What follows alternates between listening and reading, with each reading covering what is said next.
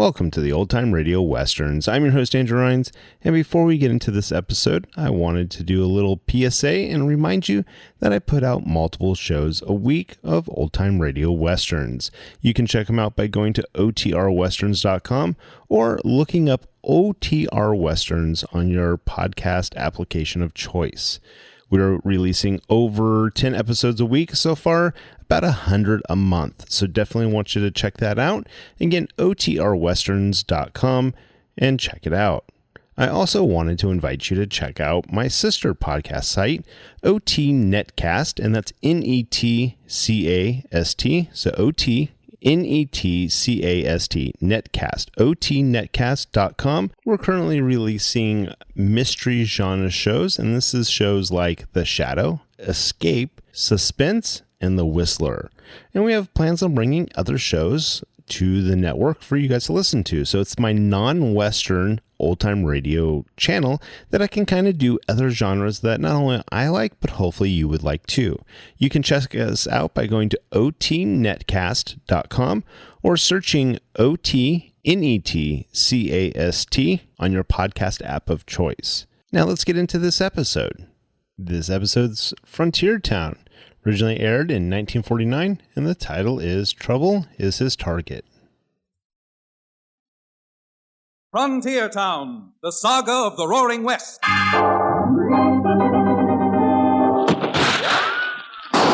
Frontier Town. El Paso, Cheyenne, Calgary, Tombstone. Frontier Town.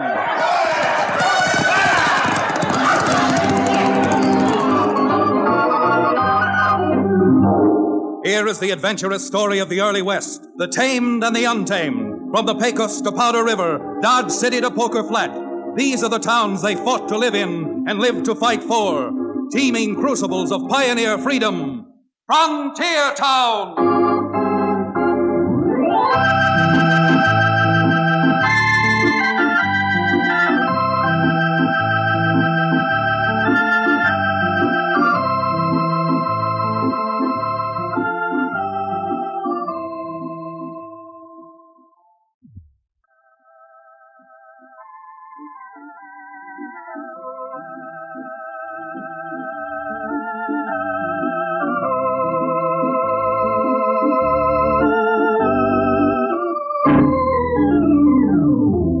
Howdy.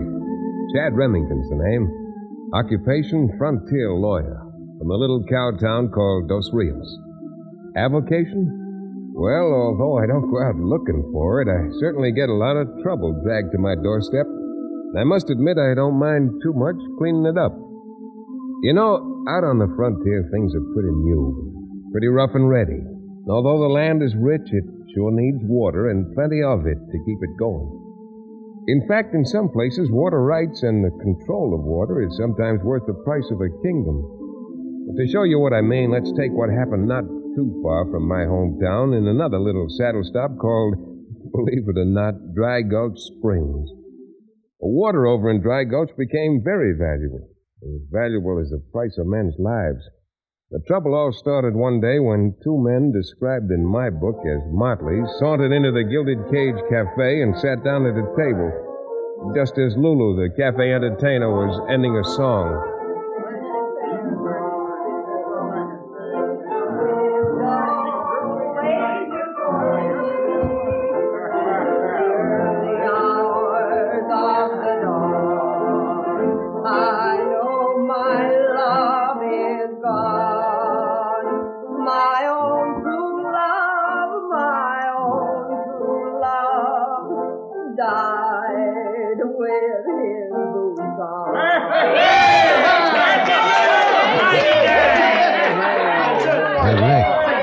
It's a good thing we wandered in here.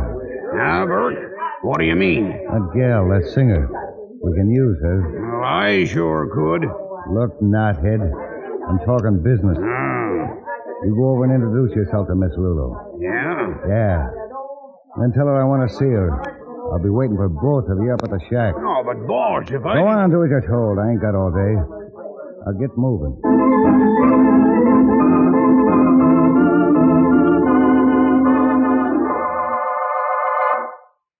Now, look, Lulu. I ain't gonna waste your time giving you a lot of conversation. You're a good-looking woman, and I can see you got brains. What am I supposed to do? Thank you?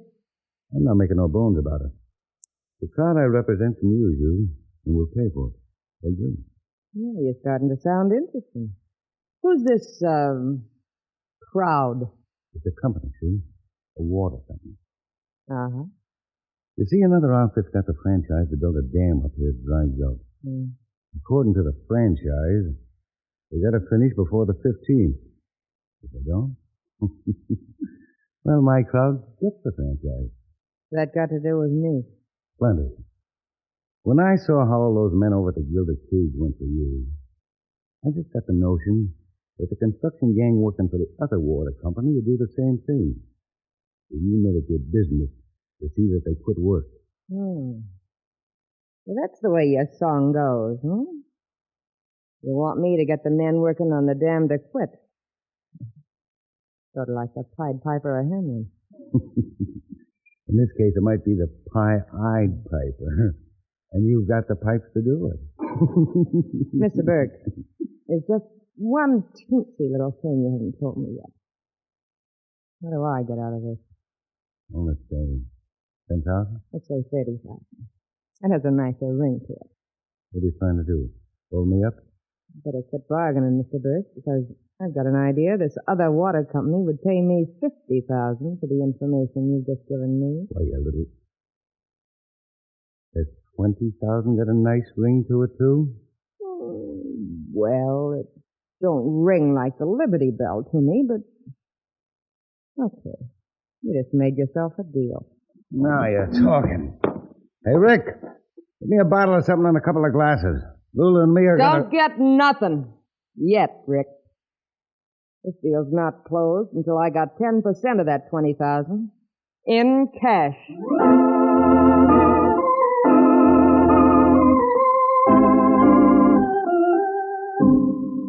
Well, as I said before, that's how it all started. The first that I knew of it, however, was when Jim Underwood, who had the franchise and was building the dam, let out a whoop for help that I heard all the way over to Dos Rios. So I went to Cherokee O'Bannon, who used to be a medicine man and now owns the Dos Rios livery stable, and on the promise of introducing him to Lulu, the beautiful singer, prevailed upon him to provide the horses and ride along with me. A day later, Cherokee and I were closeted with Underwood in the little shack that served as an office on the dam construction job. That's about the whole story, Chad. My men are quitting work like there was a plague up here. Hey, now, if there's some sort of an epidemic, I'm willing to make you a very extra special price on some of my genuine Cherokee Indian rattlesnake oil in quantity. Now, look, O'Bannon, all you're getting out of this trip is an introduction to a red-headed singer named Lulu. Chad, I've got less than 3 weeks to complete this job. At the rate the work's stopping, it won't be finished for 3 months. Well, Jim, I'll do what I can, but this is sort of like looking for one particular grain of sand on 50 miles of sea. What are you talking about? I've seen that girl up here myself twice. Oh, I don't mean finding the girl. Dad, are you intimating that you intend to cross me up? No, Cherokee. I'm intimating that the girl's no great problem. The trick's going to be to find the men behind her, the men who are paying her to disrupt the work. Don't tell me you really mean that, Chad. Who else could there be behind it except this other outfit, the one that tried to get the franchise before I got it? Granting you're right. Now, I'm not saying that you aren't. Thinking they're behind it and proving they're behind it are two entirely different things. Yeah, I suppose that's so. Hey, I've got an idea, Chad. Why don't you introduce me to the girl, and then when she succumbs to my manly charms, take no time at all, I'll worm all the facts out of her. And you're just the kind of worm who'd do it, too. You don't like my idea. Well, to be polite about it, no. Now, what we've got to do is... Yes, O'Hara, what is it? You told me to let you know the next time that red-headed gal showed up. Well, she's here now. Yeah, it's quite nice of her to cooperate this way. Don't go giving her the credit. I got her up here. Simply proves the efficacy of a man never giving up hope. Jim, I think we'd better walk out on the job and see what the young lady's up to. All right, Chad. Let's go.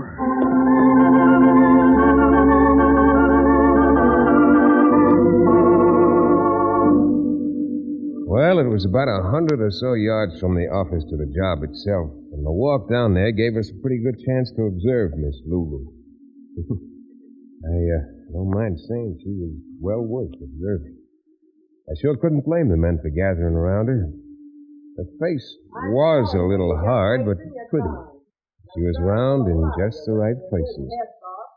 I don't know if she spoke extemporaneously or not, but she certainly put up a highly convincing argument. They say the payroll was held up.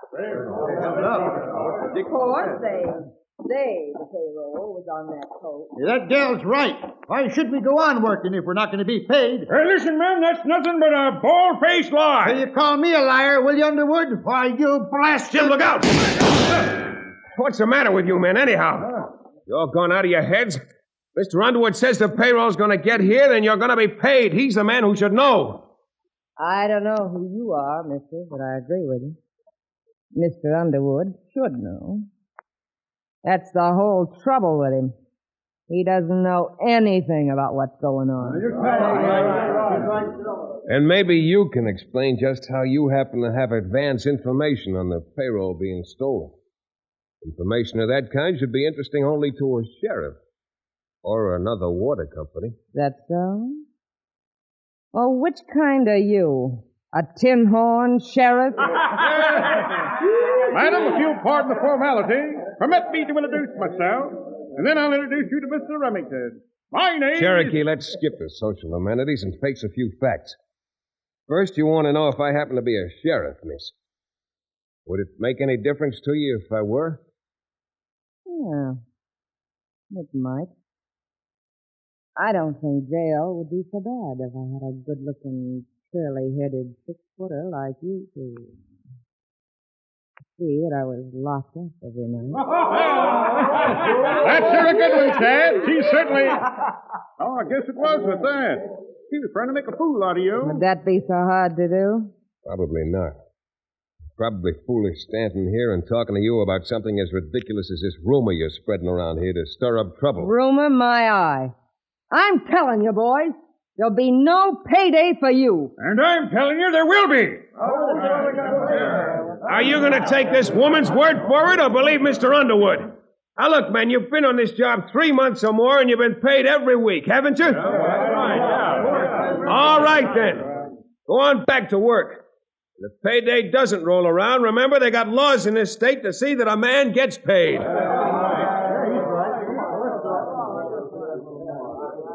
As far as you're concerned, miss, I think it'd be a lot better for you if you started back to town. All right, Shirley.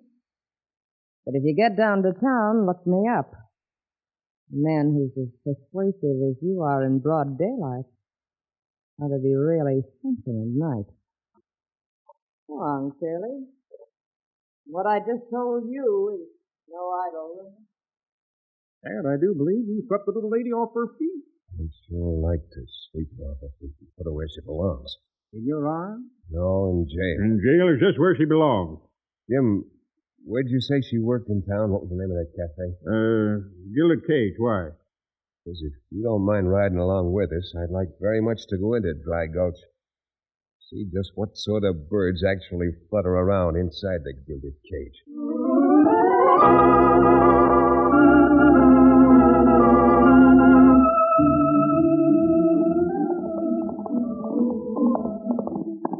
Ted, the more I think about it, the more incredible it appears that a young woman of such excellent and satisfying stature would willingly lend herself to so nefarious a scheme as you and Mr. Underwood have outlined. Cherokee, I'm afraid you're confusing what's inside of her with what's outside of her. Indeed I am, and what outside she has. And that, mister, is your big trouble. You're always confusing your point of view. I am? You sure are. When it comes to beverages, you're only interested in pouring them into your own insides. When it comes to the ladies, you switch around and you're interested in... Billy Blue Blazes, Chad. Underwood's been shot. Cherokee, come on. Down off that piece of buzzard bait. Well, I saw where that shot came from, and it makes a pretty good aiming point.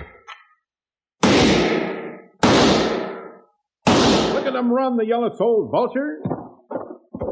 Here, Cherokee, give me a hand. Yeah, looks as if Underwood's pretty bad hurt. Got to get him to town to the doctors. Once we get him there, we're going to the Gilded Cage Saloon and tear a few bars out of it. We get this thing settled once and for all.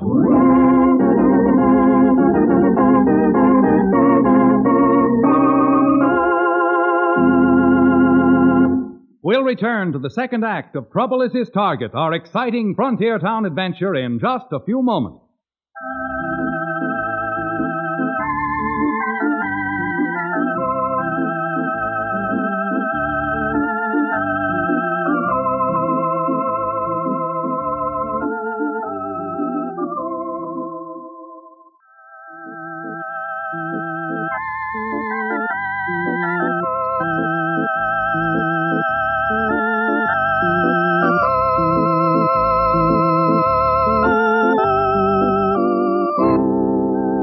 And now, Frontier Town.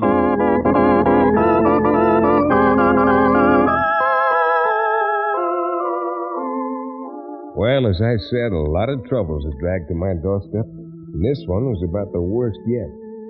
First, if Underwood's company lost the franchise and the other crowd got it, they would have had the ranches around Dry Gulch over a barrel. A water barrel, which would probably be worth its weight in gold. Second, although trouble is sort of a specialty with me, woman trouble is something I steer away from. And finally, it must have been a pretty low-down crowd of cutthroats to cold-bloodedly shoot Jim Underwood out of his saddle just because their little cooked-up payroll story had failed. Well, making as good time as we could with a badly wounded man across the saddle, Cherokee and I got Underwood to the doctor's in Dry Gulch and then set out for the Gilded Cage Saloon. It was quite a place. A lot of gilt and fancy paintings, Pharaoh tables, roulette layouts. Oh, it seemed to have everything. Everything, that is, but a sense of decency. Cherokee and I walked in and stood looking around the saloon. Quite a place, Tad. Quite a place. Quite a place. That's quite a bar. Isn't it, Tad, my dear old friend? Now, look, my dear old friend, don't you dear old friend me. We're in here on business. Their business is dispensing of beverages. So I say, turnabout is fair play. Let's make a few purchases from their business, and then we'll set out on our... Nothing doing, Cherokee. Jim Underwood almost dead. My mind's not on anything but our business. Come on. Say, bartender. Yes, sir. What'll it be, mister? Oh, for the time being, just a little information. Who runs this place, and where can I find him? Dutch Altberg. He's the owner. His office is down there in the back. Anything else? Why, Cherokee, come on.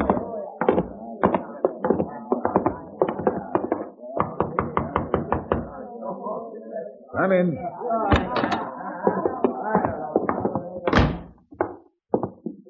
Yeah, boys. What is it? You, Dutch Altberg? I am. Well, my name's Chad Remington. My friend here and I are looking for a little information. What's on your mind? You've got a singer working here, haven't you? Girl by the name of Lulu? So what? That doesn't seem to quite answer my question. What's wrong with you? On the prod for trouble? I'm in too much trouble now to be on the prod for any more. We want to find out about this Lulu woman. Well, you're not alone.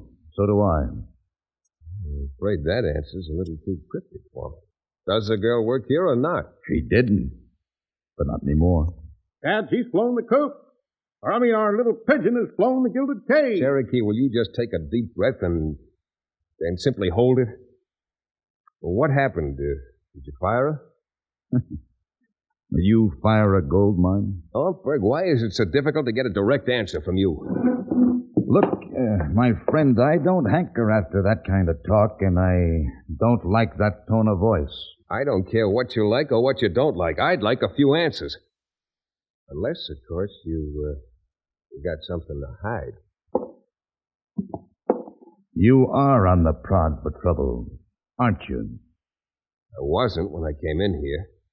If you think clearing your holster's the kind of answer I'm looking for, go ahead, scratch left. You're pretty salty, aren't you? Just salty enough to skin you and put you away so you won't spoil. Now look, Altberg, I didn't come in here for an argument, and I still don't want one. Get the hump off your back and behave. Let me tell you something, mister. Anytime anyone mentions that Lulu's name around me lately, I start seeing red. After all the money I paid her, she walks out, leaves me without even saying so long. Oh, Where'd she go, do you know? Two Jaspers come in here a few days ago, and one of them went back to her dressing room to talk to her. I ain't seen her from that time to this. Who were they? Had you ever seen them before? Nope, but I'd sure like to see them again. You mean they were strangers? Yeah. It looked to me from the way they were dressed like they were railroad men or something. Railroad men? What do you mean? Oh, you know, wore laced-up boots and them hats with the narrow brims. You've seen fellas like that, haven't you, hanging around railroads? Yeah, they sound like construction men. And construction men are the kind who'd want to get hold of that dam. You mean the new dam up in the hills? You just bet we do. With a little help from you, Dutch, we may be able to close my case and get your sylph-like soprano back for you. Now, come on, let's sit down and talk this thing over.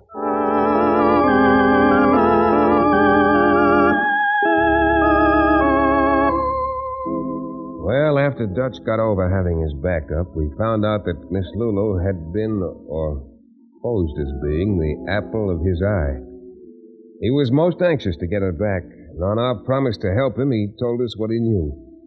He gave us a fairly accurate description of the two men who later turned out to be Burke and his gun-toter, Rick.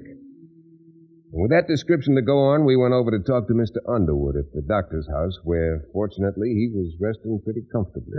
Chad, from that description, I'd bet my bottom dollar the little one's Burke and the big one is his bodyguard, a fellow they call Rick. And then, though we still have a long way to go, we've proved one point. That the men who employed the girl do work for the crowd that wants to get the franchise away from you. This is chicanery of the lowest type. Imagine a poor girl like that consorting with villainous characters. Well, Chad, I guess the thing to do now is to tell what little we know to the sheriff. You do what you want, Jim, but I think you're being a bit premature. What do you mean? As far as I can see, there's no possible way of ever proving Burke's connection with the only thing so far which is actually a crime, shooting you. Well, then, what do you hope to do? To my way of thinking, the thing to do is to arrange things without Mr. Burke's prior knowledge, so that if he's really the crook in the sand pile, we'll be on hand to catch him in the act. Arrange things? What kind of things, Chad? Now, look, Jim, the doctor told us before we came in that you were still a pretty sick gent, and not to talk to you too long. So, now that you've told me the name of Burke's little outfit, and, well, providing you'll give me your blessing, Cherokee and I are going out to arrange this little set of circumstances before it's much, much too late. Chad, I sure wish you'd let me in on what you're going to do. Doc, Jim, he hasn't even told me yet, and I'm his landlord. Oh, well, fellas, here's the way it is. If I told Cherokee he'd waste so much time asking questions, we wouldn't get through till the 15th of next month. Dirty dig, that. And if I told you, Jim, well, you might not give me your blessing. And then when Burke put you out of business, I'd have a client who couldn't pay his fee.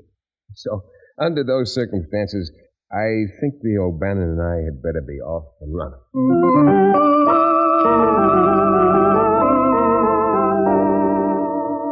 Well, if I sounded confident, I really wasn't inside. Or maybe I should have been like Cherokee, interested only in the outsides. Well, the idea I had was as loco as anyone had ever had. But knowing that if I turned Cherokee loose in Dry Gulch, he'd find Miss Lulu if she were within 500 miles of the town, I turned him loose, with instructions and with a message. Lulu, a woman of your fragile beauty needs a man around, a man like me to protect her. Go on. Tell me more. Well, a man to protect you. I already told you that, didn't I? Yes, you did. Sounds like a speech you might have learned. A speech, you say? Let it go. Now, as big and handsome as you may be, O'Bannon, trying to protection a gal like me needs costs money. You got a lot of it, Lee? Have I? Why, I'm filthy. Filthy rich, I mean. Rolling the stuff, you know. Yeah. And where does it come from, honey? Promise you won't tell a soul? Promise? Costs money. How? Well, Chad Remington and I are getting a $10,000 fee from Mr. Underwood for bringing in his last wagon train of supplies for building his dam. Half of that fee belongs to yours truly. Oh? And when is this wagon train coming in? I mean, when do you collect this money? You big protective man. That's a secret. But I'll tell you, tonight at 9. Where are you going, Lulu, my beloved? You just wait here for me, honey. I've got to see a friend. And I'll be back soon. Just you wait here. Well, I'll be a prohibitionist. Chad was right. Little Miss Lulu fell for him.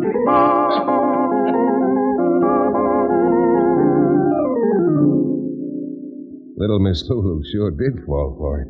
She thought Cherokee was just a big chump, and I'm here to tell you he's far from it. He got away with that bit of acting and made it stick. Now, while Cherokee was playing Mr. Moneybags to Miss Lulu, I was out on the other part of the mission. I rode 20 miles and back and arranged for the wagon train. Everything went as slick as a greased rabbit in an oil well, and just before 9 o'clock, Cherokee, the sheriff of Parsi, and I reined up on a hill looking down on Dry Gulch Valley. The moon was a burnished silver dollar, and in its pathway of painted light we could see the road, the wagon road, all unrolled on the canvas below us. You see anything, Sheriff? For you, Chad? Road looks deserted to me. The wagon train will be here on the dot, don't you worry. I do see something in that chaparral down there. From here, it looks like a man called Burke and a dozen gun slingers. I do believe there comes the wagon. Well, in that case, we ought to be hearing a few reports from other sources almost any... All right, Sheriff, Burke's calling for it. Let's get to riding.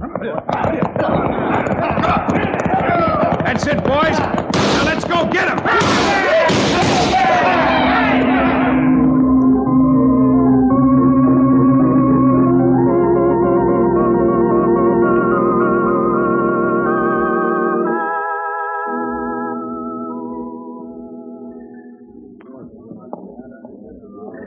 Well, maybe you did get me. But Underwood ain't gonna finish that dam on time, and he'll lose the franchise anyhow. Them wagons of his were smashed to bits. Yes, the wagons were smashed to bits, Burke. But the timbers and stuff destroyed didn't belong to Jim Underwood. They belonged to your crowd. What? You loco or something? He's far from loco, Bert, my good man. Only a brilliant genius like Chad Remington would ever have thought of going to your camp and filling the wagons with your supplies. So sorry, Mr. Burke, but little Miss Lulu was your downfall. Why, double dealing. Oh, Curly, how could you do this to me? The judge will explain it all to you, Lulu, in due time. And in your case, the due time ought to be about 20 years with a few months off for good behavior. If you know how to behave. Good. Okay, Sheriff, they're all yours now on charges all the way from hold-up, concealed weapons, right through the book to attempted fraud by posing like a lady. Why, you Come on, Cherokee, before she falls on my neck and chokes me. So long, fellas. And Lulu, if you really need a protector, the warden has lots of them. They call them sailors. Get up there, boy. Let's get home.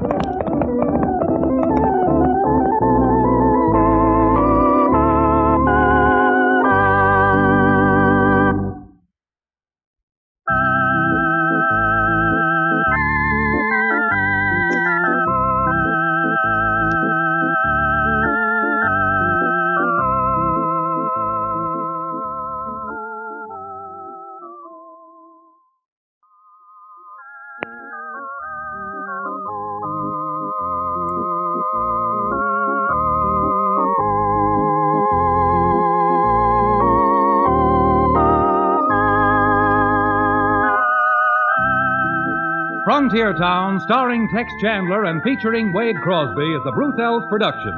Story and direction by Paul Franklin. Music written and played by Ivan Ditmars. Be sure to be with us again same time next week for another fine action-adventure story with your favorite young Western star, Tex Chandler. And now this is Bill Foreman to tell you that Frontier Town came to you from Hollywood.